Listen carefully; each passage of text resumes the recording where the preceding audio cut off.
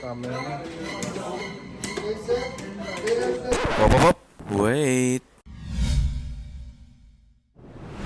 Hello! Nandito ako sa Music Hall ng Mall of Asia Arena para sa last day ng PBBL. Shoutout nga pala sa Buff Avenue and kay Master Kareem dahil napakasolid yung community. Grabe kayo, love you! Nandito kami hanggang sa matapos na yung buong tournament hanggang gabi. Pero grabe, ang dami pa rin tao. And look what I found! Master, thank you sa Red Pegasus at sa CX-03.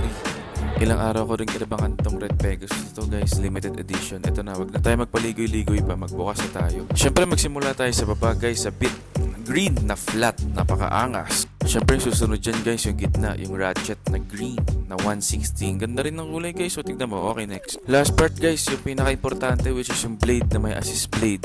Kerberos Dark na may purple na wheel.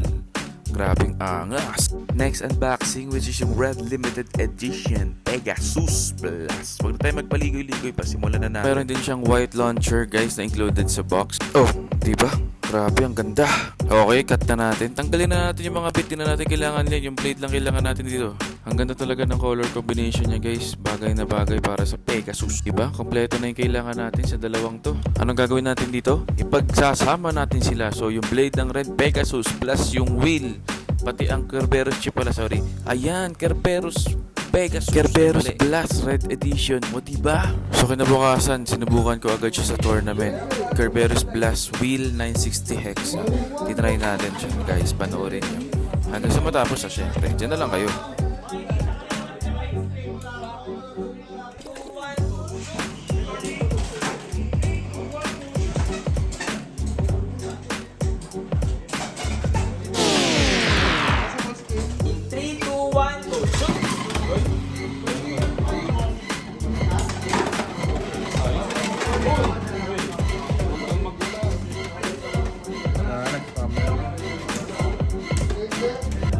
Bagang! In 3, 2, 1, go! Shoot! Good!